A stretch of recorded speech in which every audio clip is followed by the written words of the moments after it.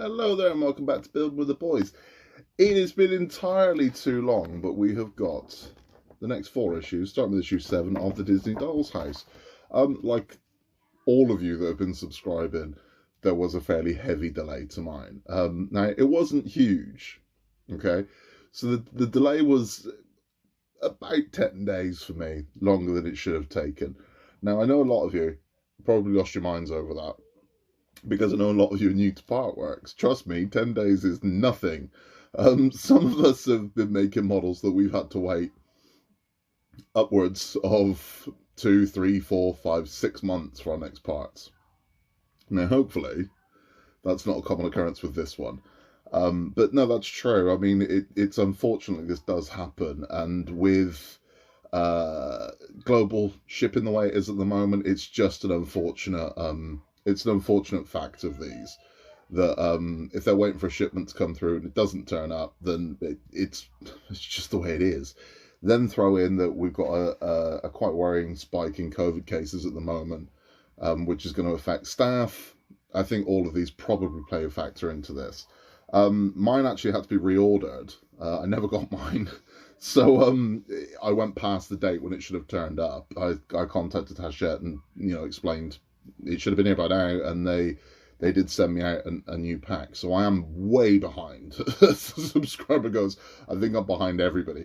But it is what it is. I mean, it is what it is. But let's not dwell on the negatives. Let's dwell on the positives. And the positives are the fact that we've got the latest 4. Now, there's not a load to do in this one. We're building just some of the railing that goes around the top of the fascia that goes around the top of the room. We do get some cute little things in this one as well. And something I am going to talk to you about, I've noticed on some of the forums that I'm in and groups on Facebook and places like that, again, a lot of you come to this for the first time and are a little bit anxious about the lighting and the electrics. Well, don't be. I'll make this, and then we'll have a chat about it at the end, and I'll show you a practical demonstration of the type of lights you're going to use. And I can tell you all about the lights because I've seen one of these dolls' houses with the lights complete. Complete, not just installed, everything. So fully working, what the battery box does, where it goes, how it's going to work, and we can talk all about it. So let's get into this. Let's get this built, and then we'll have a chat about the electrics at the end. So here's everything we get in part number 7. We also received this. Now this is, I've not opened this yet. This is the flooring that will go in Mickey's room. Let's take a look. Yeah, that's very nice. We're not going to use this for a while, so this is going back into the tissue, but eventually we will be installing that. There is another piece of flooring to come that's this is going to sit on, but let's have a look at the pretty things, right? So I can see in there we've received Cogsworth. Now, here we have some books. These will be going into Belle's room for Beauty and the Beast. Very lovely little things they are, and you can see the roses at the end as bookends. But if you know your Beauty and the Beast, you know exactly what those roses are. And then we've got Little Mate Cogsworth here. Now, I know there's been, why hasn't he got a face? Well, because he didn't always have a face. Again, if you've seen Beauty and the Beast, he is just a clock. I mean, that is, when she first turns up, he's a clock. They're not all animated and dancing around, if you remember it. They are as they are. So he was just a clock at that point. Now, I know it might be annoying that you wanted him with a face, but there is there is a theory to this, that he does just begin as a clock, and also at the end, it just becomes a clock again. Cogsworth was a guy. So yeah, it is what it is. I mean, if you really wanted to, if you were that expert, you could paint a face on this thing. I wouldn't, I'm not gonna, because I think we've all been in doctors' waiting rooms that have got those weird proportion Mickey Mouses and things like that painted on the walls, and they all look a bit, So yeah, I won't be doing that. But this is quite lovely. I mean, again, it is a quality thing. It's very nice. I mean, this as well. These are lovely pieces. So those are the pretty things. Now this is all we actually get to build in this stage. And again, what we're doing is quite simply, we're going to be adding as we did before, this runner here across there, and then we are going to be adding it to the wall that we built last month. So wall number 2 is going to be receiving this part, and then that is it. That's going to be done. So let's get into it and get this one put to bed. Okay, so the sticker applied is exactly where I need it to be. So basically you don't want to cut through half a head, essentially. So as long as you've got no head being cut off, you're good. So the sticker just lays over like that, and then we're just going to trim these pieces off, and then that will be everything we need to do on this complete. Okay, so I'm going to try the other end. There we go. So that's that piece off. And again, I mean, the sticker on the alcove is a lot more forgiving than the sticker on the wall. So if you do make a mistake with this one, you're going to be all right. Okay, now what we're going to do is going to bring the wall over, and we are going to attach this to that. Now, glue. There's always which glue. For these, wood glue. That's what I'm using, because if you have to remove any of these fascia pieces, you want to be able to do it easily. You don't want to have to wrestle trying to pry something off that's been super glued on. Now, this will dry fairly quickly, so you don't need to worry too much about having the instant bond with super glue. This isn't supporting anything, so I would advise wood glue or PVA glue for this one, and just give it the time to set. But we'll get the glue up and we'll get that done. Okay, so let's get this glued. Now again, I am using my Loctite wood glue, and I am just going to make a very simple bead pattern along here, here, here, here, and here. Okay, and then using the skewer method, we're going to give this a nice cut along here.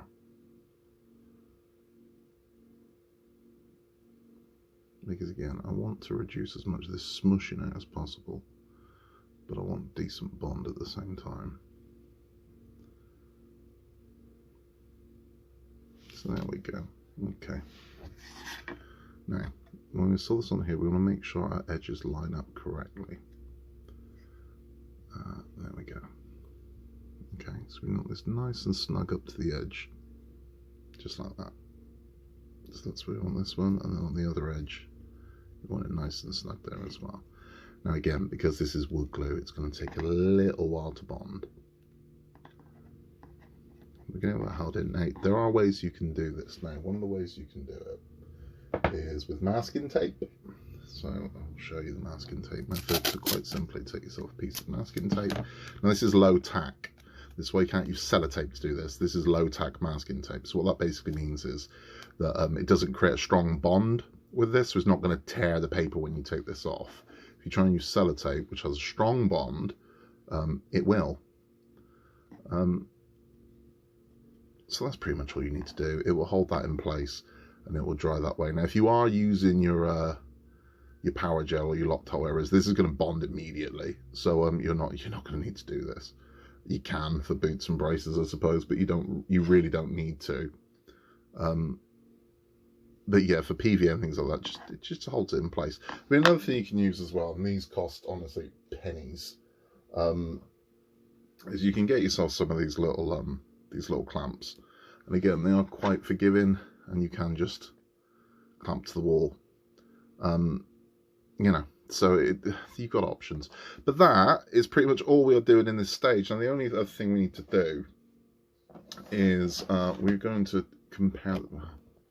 attach the walls. So I'm just going to adjust our camera here to see that we've got what we need. Yeah, happy. Yep, that works. So that's it for that stage. So that's all we're going to do. We're not doing anything with the wall at all, the floor, sorry, until next issue. So that is that part complete. What we're going to do is, as I said, we'll have a bit of a chat about electrics. Okay, so a nice simple one, nice and easy. And we're going to be doing a lot of these in Mickey's room of paneling, because the lower panels as well are going to go on, and you're going to become an old hand at this. But the one thing I will say is, don't get complacent, because we're going to be doing a lot of wallpaper, we're going to do a lot of paneling. And with that, with familiarity comes complacency. So you kind of go, oh, I've done this before, and just burn through it, and then realise you've papered the wrong side of the wall, or you've put the wallpaper the wrong way around, or you've papered. So even though you've done something multiple times, check and double check before you just fly into it, because again, as I said, familiarity breeds complacency. Like, oh, this is easy, and then realise what you've done. And as I said, with a lot of these stickers, once they're on, they're not coming off, not clean anyway, which is going to leave you either with kind of very jagged up wallpaper or having to buy another issue. And I don't particularly want either of those. So yeah, check and double check always before you go on. Electrics. Now, I've seen a lot of you sort of panicked about electrics a little bit, like, oh, I don't know about electrics.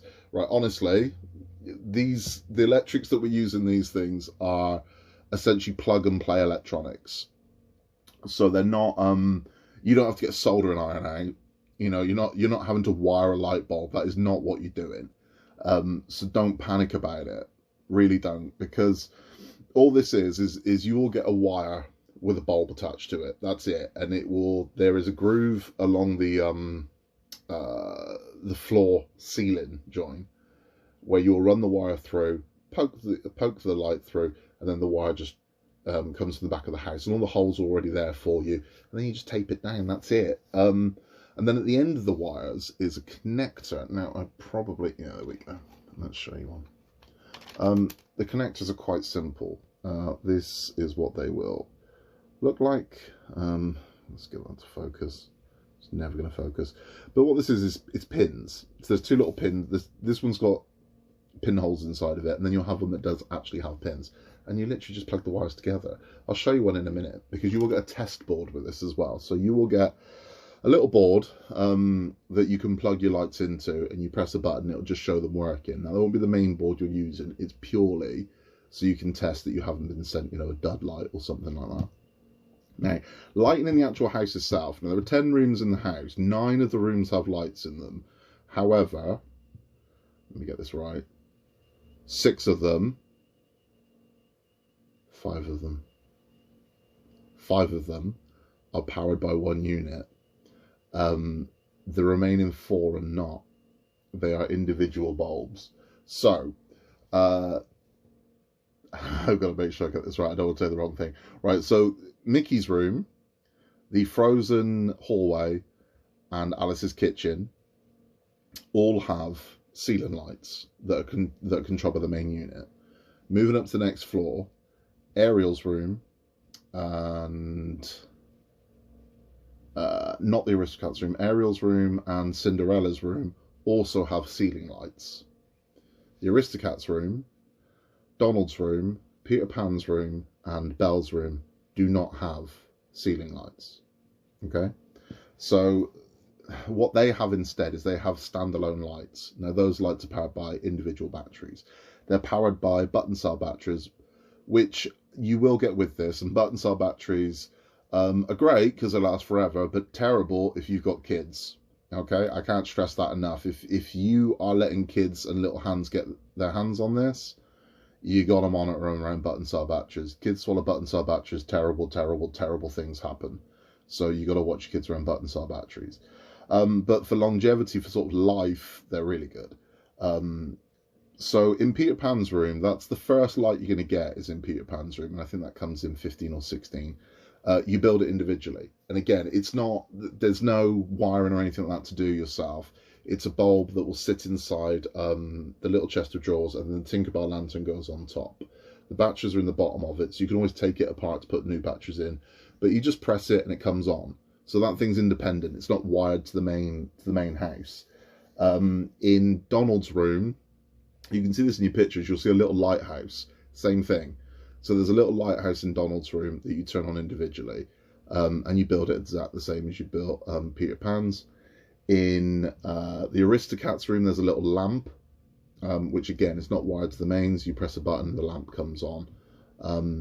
Again, it's an individual build with C-cell batteries. And in Belle's room, rather bizarrely, and I've got a feeling Belle's room is going to be quite dark. It has got a bay window, and I assume it's got something in the way to a skylight. but it has no ceiling light or light as such. It's got a fireplace. The fireplace lights up, and again, you'll build it exactly the same way. It's a thing that you put 2 batteries in, you press the button, the fireplace comes on. It's annoying because there's no way of hitting one battery and the whole house lighting up. You're going to have to do those rooms individually. Winnie the Pooh's basement has no lights at all, because it wouldn't really need them in theory. You're going to pull that out, so it doesn't really need lights. However, if like me, you want this thing that in a dim room, you can light it up. I want to light Winnie the Pooh's basement, and I'm going to do it, and I've seen how I'm going to do it, and when we get to that, I'll show you. And there's a very simple plug and play way you can do it. Anyone can do it. It doesn't involve soldering irons or nothing like that. It's quite simple, and I'll show you how to do it. But for the main lights, the ones that are all running through the house with wires, all the wires go at the back. They feed along the bottom and the base, and they're hidden inside the base of the house. You're not going to see them. And they go all the way around to a drawer at the side. So to the left-hand side of the house, there's a drawer which you can pull out, and inside there is the control unit that controls the house. Now, I've now seen the control unit, and something I'm quite happy about. I thought it was going to be one switch. You switch on, every light comes on. It isn't. It's got 6 buttons. So each button represents a room. So 1, 2, 3, 4, and 5 will light each individual room. So you can press button number 2 and it'll light the frozen hallway. Button number 1 will light Mickey's room. Button number 5 will light the bathroom. So you can turn each room on individually, on and off. Or you can press button 6 and all the lights come on at the same time. So it's nice. So you can light each individual room, or you can light them all in one hit, which I quite like, because I was kind of worried that it was going to be a choice of all or nothing. But that isn't the case. You can press each individual room and light them up. But again, I mean, it's not something you need to be concerned about genuinely, because they're not complicated. They are literally, it's connecting 2 pins together, and that's it. They're designed to do it. It's plug and play lights. So don't worry about, I don't know about electrics. It's no more difficult than attaching a necklace. It really is that simple. Honestly. And this thing runs on AA's, 3 AA's, that's it. So 3 AA's will go inside the battery box, which sit inside the little door and slide into the house, and that's all you need to light your house. And again, just don't be nervous about it. Honestly, it's a simple thing to do. The only thing you've got to be careful of is severing a wire. So when you're running this thing through the channels, you need to put it in the channels. If you start pushing down on top of it, you might sever a wire, then you've got a problem. But other than that, no, you're more than capable of doing this. And as I said, they will give you a test board. So if you ever get one, you test the bulb as it turns up. If it lights up, brilliant, it works. If it doesn't, you contact Hachette and you say, you sent me a dud bulb. They'll send you another one. And it is that simple. So that's it for this one. That is part 7 complete and in the bag. We are going to move on to part 8 now. If you like that, please give us a like. If you haven't yet, give us a subscribe. It helps the channel massively. And we love hearing from all of you. So that's it for this episode. We'll catch you in number 8. And in a world where you can be anything at all, just be nice. And we'll see you next time.